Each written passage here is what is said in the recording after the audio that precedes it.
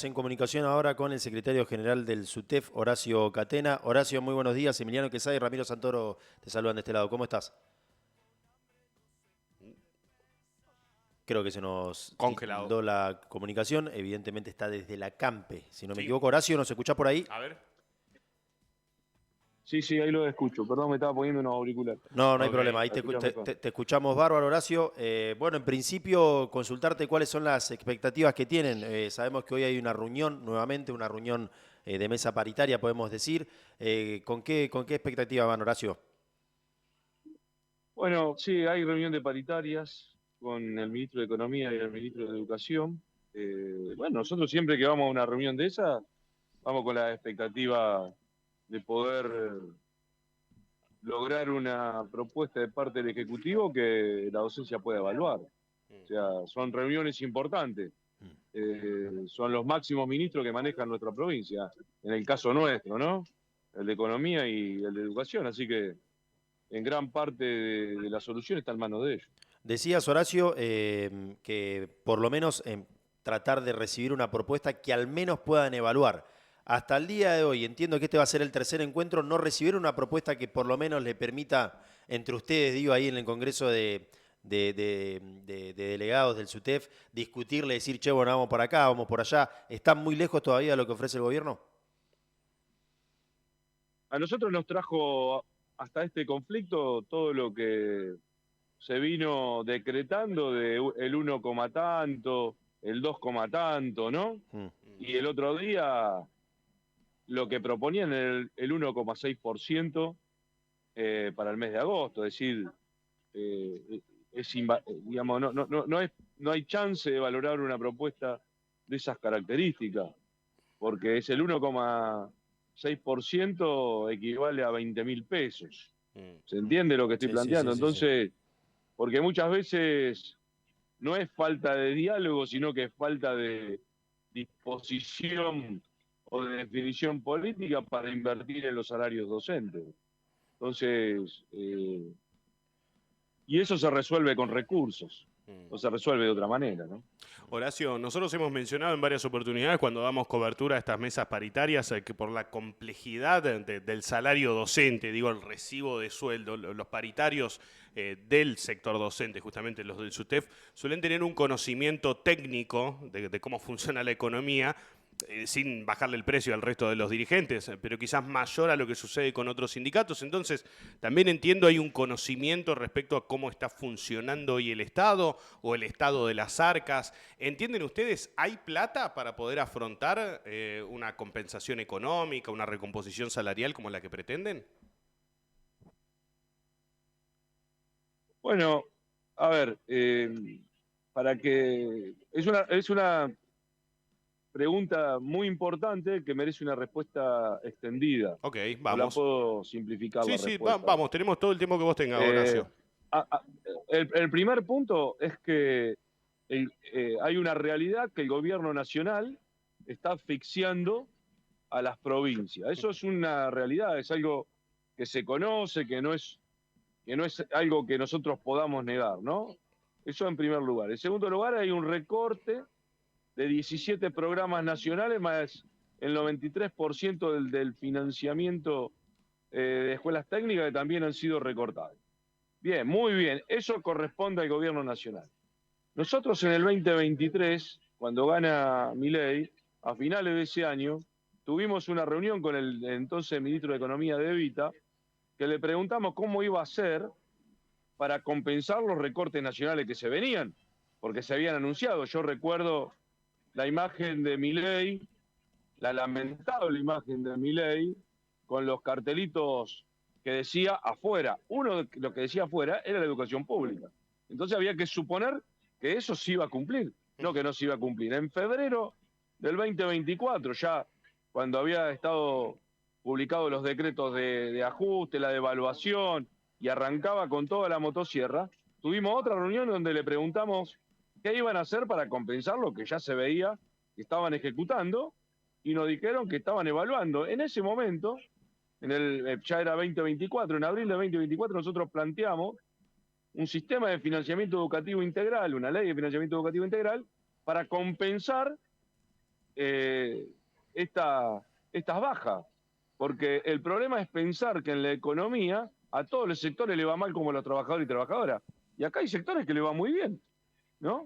Y entonces, si el gobierno de la provincia no tomó esa medida, ni antes ni ahora, no es responsabilidad nuestra. Luego viene el tema de los déficits. O sea, que la Argentina, las provincias argentinas, trabajan en déficit. Entonces tenés que resolver de cuánto es el déficit.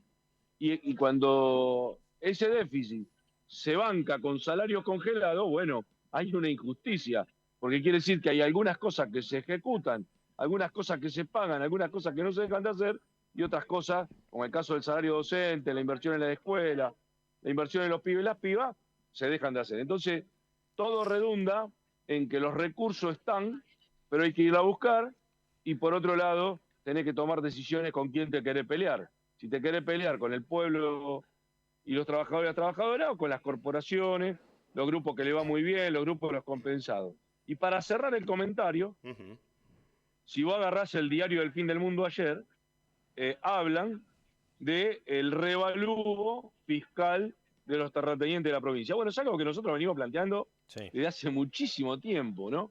Entonces, digo,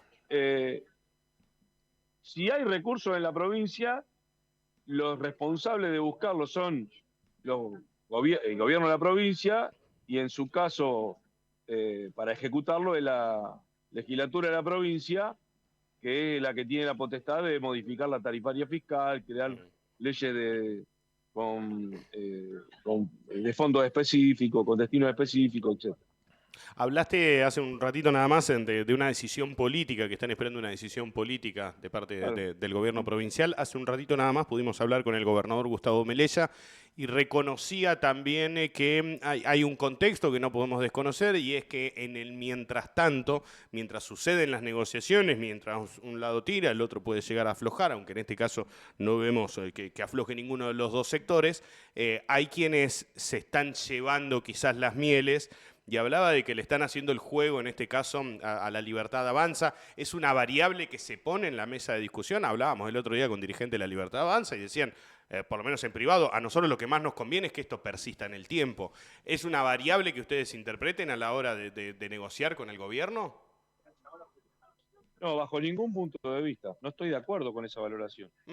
De ningún punto de vista, porque el problema por el cual llegó Milei al poder es porque Alberto Fernández y el primer gobierno de Melella no pudieron recuperar el poder adquisitivo de los salarios, entre otras cosas, como contener la inflación, que venimos perdiendo desde hace 11 años. Es injusto decir que aquellos que peleamos porque los trabajadores tengan dignidad le hacen el juego a la derecha.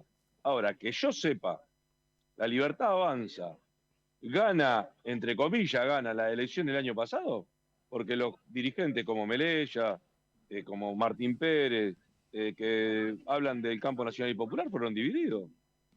Digo, no es la lucha de los trabajadores la que hizo que haya dos opciones de los llamados del campo nacional y popular. Son los dirigentes políticos que piensan en sus proyectos, en sus posibilidades y no en el pueblo laburante. Entonces, ¿cómo puede un trabajador que pide salario, que tiene propuesta para financiar la educación, que toca a los grupos concentrados, ser quien le haga el juego a la derecha? Que yo sepa, ese es un viejo argumento que nos trajo a Macri primero y después nos trajo a Milei. Porque cuando hay que actuar en defensa del trabajo, de la producción, de la soberanía, del salario, siempre hay una excusa para no ir a fondo y entonces la derecha avanza, como lo hicieron en pandemia, como lo hicieron cuando había que tocar en su momento a Vicentín, o tomar algunas otras medidas, como desconocer el pago de la escandalosa deuda externa que contrajo Caputo, por ejemplo. Bueno, la verdad es que nosotros y nosotras luchamos por la soberanía, luchamos por la educación pública, porque hemos confrontado públicamente con Coto cuando quiso ir una semana antes de la marcha universitaria a provocar a la Universidad de Tierra del Fuego, no nos escondimos. estamos en todas las causas justas. Mm. Ahora, eso no implica que no tenemos que callar la boca cuando los salarios no alcanzan, cuando las escuelas se vienen abajo o cuando a nuestros pibes y nuestras pibas le falta alimento en los comedores. Te escuchaba recién mencionar puntualmente, quizás dos de los principales dirigentes, solamente para profundizar un poco, ¿le atribuís el mismo grado de responsabilidad también en este no acuerdo a Walter Boto como jefe del PJ? Sí, sí, pero sí, claro, o sea, hay una dirigencia del campo nacional y popular que fue dividida. Digo, acá el intendente de Ushuaia, el intendente de Río Grande, el intendente de Tolwyn y el gobernador de la provincia llegaron con una unidad del Frente Nacional y Popular. Y son los máximos dirigentes de los espacios, por algo tienen esos cargos, ¿no? Y en la elección del año pasado fueron divididos. Y si vos sumás los tercios, le da un triunfo al campo nacional y popular. Sin embargo, le dio un senador más a la Libertad Avanza. ¿Qué me van a hacer responsable a la lucha docente? ¿Por qué un docente que se está rompiendo el alma todo el día, de las 7 de la mañana a las 7 de la noche, votaría, en el hipotético caso, a una fórmula de quién? ¿Por qué lo tendría que votar? ¿Y cuál es el rol de los sindicatos? ¿Pensar en el 2027 o defender lo que tenemos que defender? Porque si no, no hay 2027. Bueno, es un interesante debate el que plantean ustedes. Yo no estoy de acuerdo con la opinión del gobernador y de Bien. muchos dirigentes del campo nacional y popular que pretenden que nosotros seamos de escenografía política para sus anuncios. Yo milito en el campo nacional y popular, pero primero represento a mis compañeros y a mis compañeros. Y ningún sufrimiento de mis compañeras y mis compañeros merece poco esfuerzo, merece mucho esfuerzo. Yo, a ver, primero soy hijo de laburante, me banqué enfrentar al gobierno junto con mis compañeras, al gobierno de Macri y de Bertone, 7 años esperando un juicio para demostrar la inocencia de la docencia, y mientras tanto hemos peleado todas y cada una de las reivindicaciones. ¿Y por qué una maestra que tiene 2 trabajos tiene que llegar a cobrar su salario y le debitan todo y vuelve a quedar en cero? ¿A dónde está la justicia ahí? ¿Qué tengo que hacer yo como dirigente sindical? Si yo no soy capaz de confrontar con los grupos concentrados de poder como lo hacemos, porque lo hacemos, porque proponemos de dónde tienen que sacar el dinero. Ahí, Y de Horacio, marcarle. perdona la Sí. interrupción, pero me No, interesa, por favor. me Es tu interesa programa, ¿no? justamente este punto. ¿Dónde crees, recién hablábamos de la actualización justamente del impuesto inmobiliario rural y demás, ¿dónde crees que hoy están los recursos depositados para que justamente el gobierno se haga de mayor guita, vamos a ponerlo en estos términos, que derrame después en el sector docente? ¿Dónde crees que deberían tocarse? Bueno, vos ahí te tocaste un tema que es central, los cotos de pesca que utilizan un bien público, un recurso de todos los pueblinos y pueblinas para el usufructo privado. Nosotros planteamos, obviamente, el aparato financiero, ¿no? Todo lo que tiene que ver con el aparato financiero, no voy a descubrir nada, son los grandes beneficiarios del modelo de Milei. De hecho, él hace gala de eso. Y obviamente que todo lo que tiene que ver con el turismo extractivista, los operadores portuarios que recalan en nuestro puerto, utilizan todo lo público, dejan un pasivo ambiental terrible y prácticamente no dejan nada en la ciudad, ¿no? Para decirte, obviamente que la actividad hidrocarburífera para mí son un tema a ver y son un tema a analizar, porque obviamente, como lo analizábamos el otro día con Moisés, el tema de cómo ha aumentado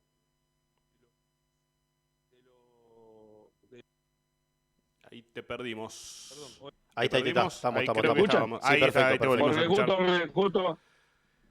porque escuchar. justo me estaba entrando un llamado. Bien. Perfecto, Y perfecto. entonces lo estaba cortando. Si vos tenés en ese cúmulo de actividades, Sí.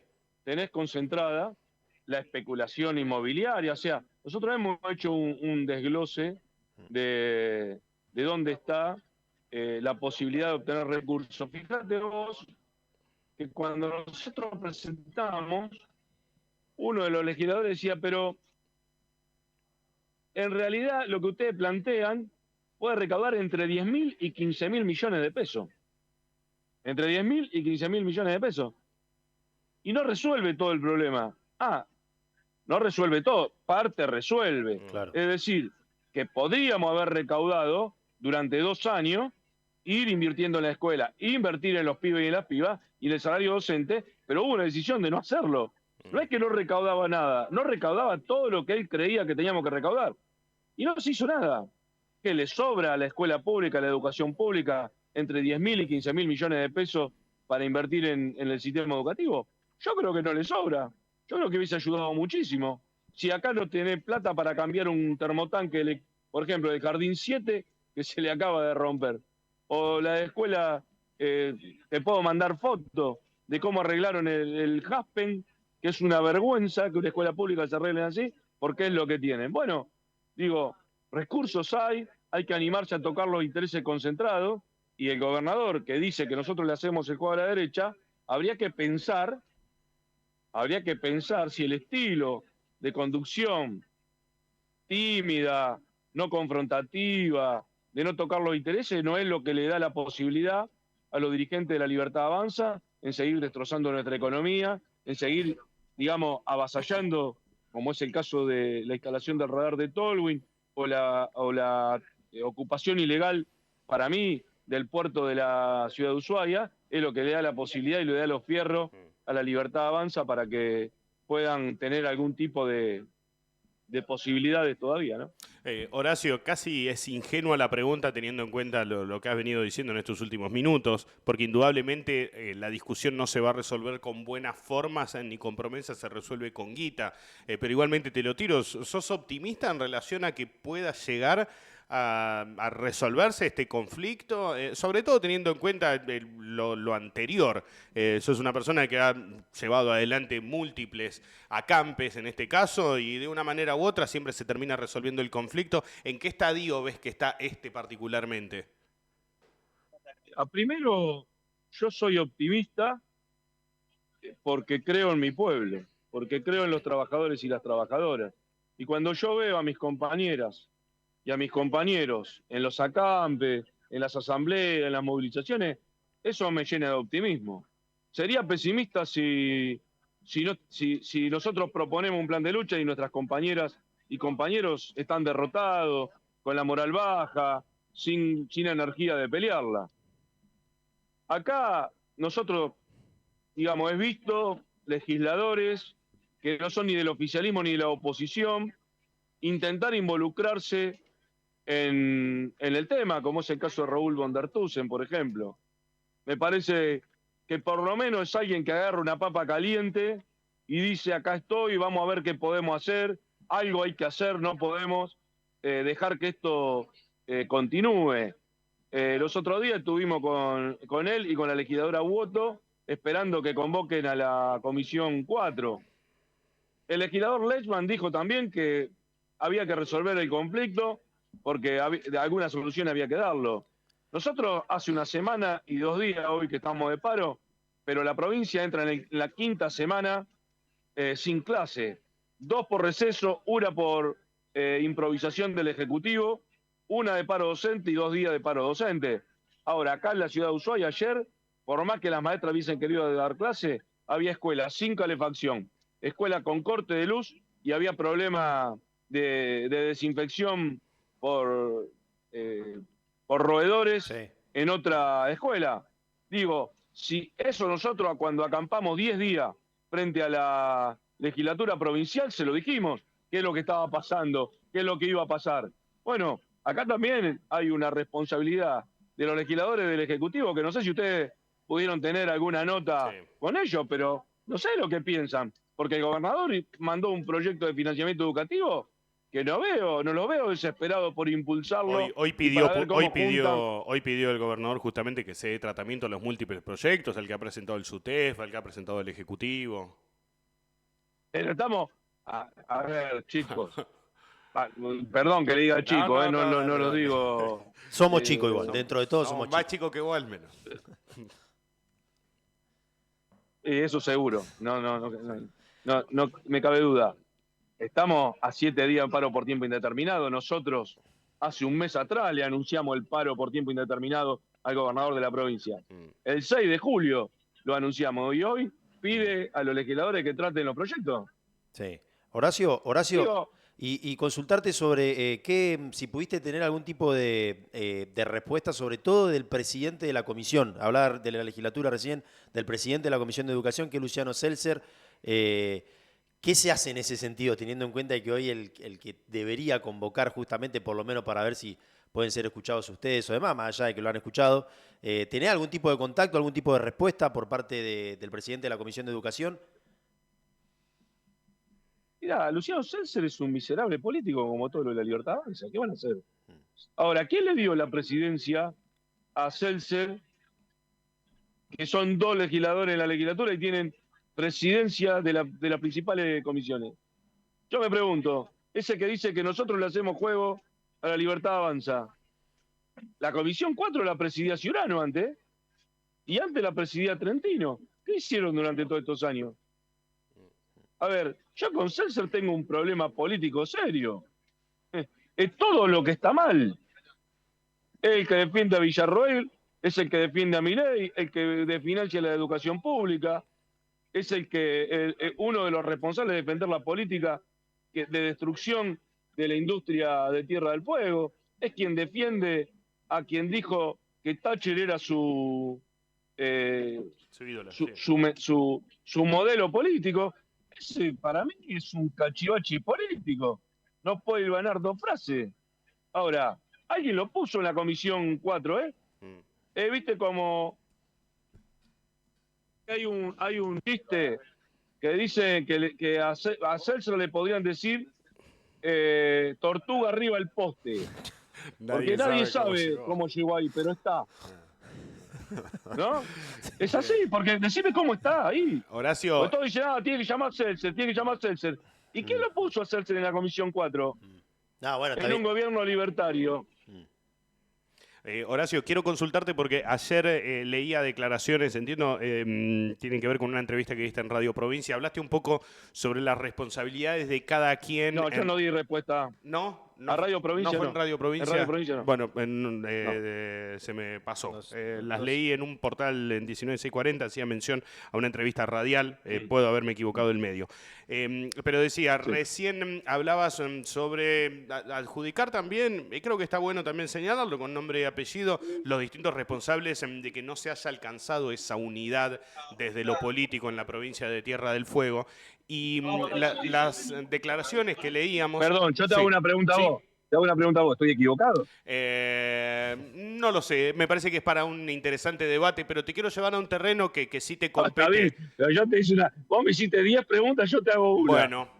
Hay 4 que se tienen que poner de acuerdo y van divididos. Yo creo... ¿Quién tiene? Yo tengo la culpa. Yo creo, y hoy lo evaluábamos, tampoco considero que sea una cuestión matemática de unificar los votos entre los dos sectores y que eso lisa y llanamente iba a significar un triunfo, pero es una valoración. Por eso digo, te quiero llevar más... Nunca lo sabremos. Por eso, es completamente contrafáctica esta discusión. Sí llevarte a algo que leí en esta declaración y que tenía que ver con la posibilidad de generar una suerte de paro general, y por eso digo, te quiero llevar a un terreno donde te sentís quizá un poco más cómodo porque te compete y tiene que ver con tu actividad. La semana pasada vimos movilizaciones gremiales divididas en la provincia de Tierra del Fuego, particularmente en Río Grande, la CGT por un lado, el resto de los sindicatos por el otro. ¿Qué sentís que está sucediendo que no se está alcanzando, así como no se alcanza la unidad política, tampoco los sindicatos están logrando unificar criterios a pesar de, indudablemente, tener un enemigo en común? Primero, no me siento incómodo en el debate político. Por ahí, incómodo en el debate político, pero no me siento incómodo. Bien. Te digo no tengo problema en responder nada. Sí, sí. Lo segundo es que nosotros acá en Ushuaia,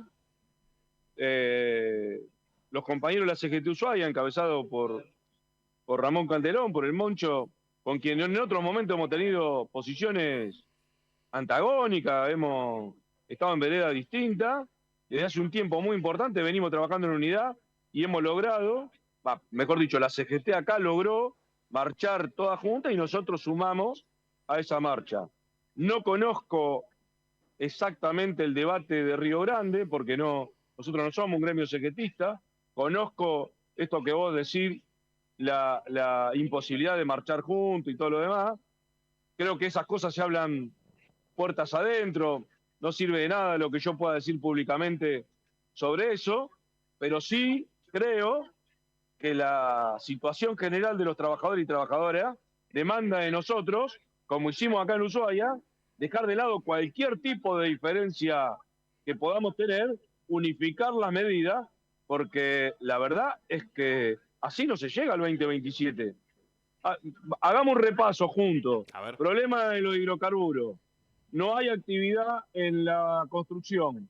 Los comercios pierden empleo, pierden ganancia, se pierde por todos lados. Los empleos públicos, el empleo público tiene un salario que va entre los 800, 900 mil pesos y el 1.300.000.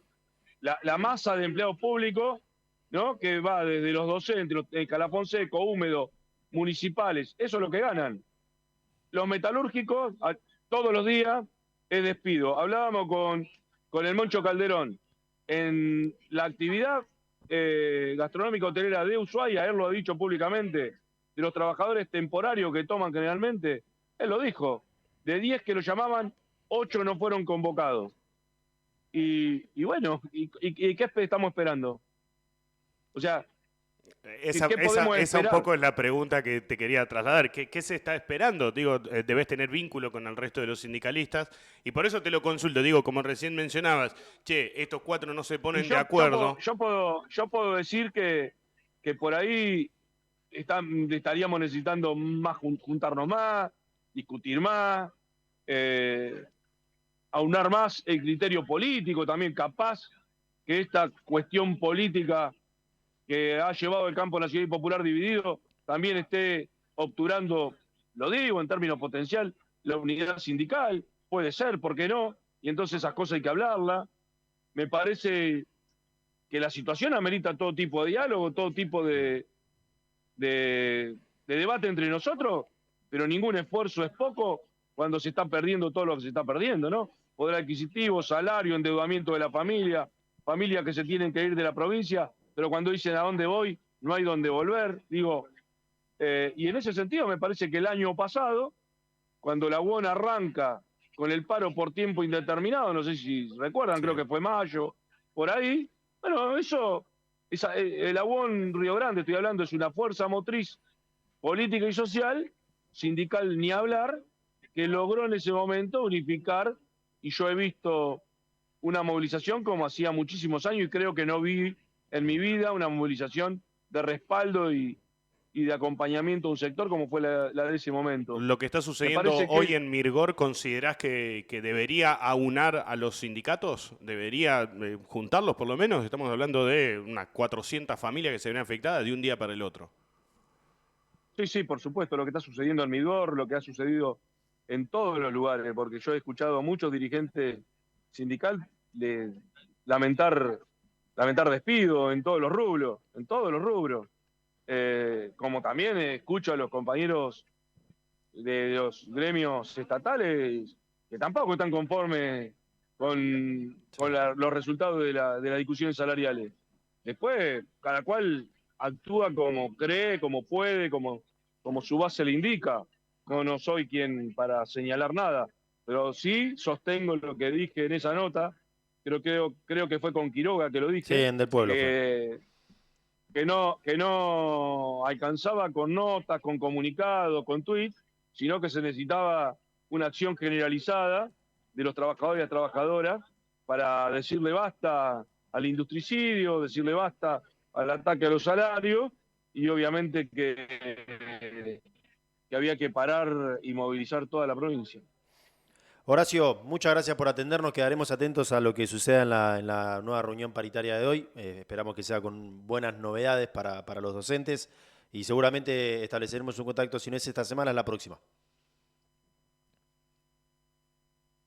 Cuando ustedes quieran, no hay ningún problema y jamás una lucha de los trabajadores y las trabajadoras puede hacerle el juego a la derecha. Jamás, jamás, jamás.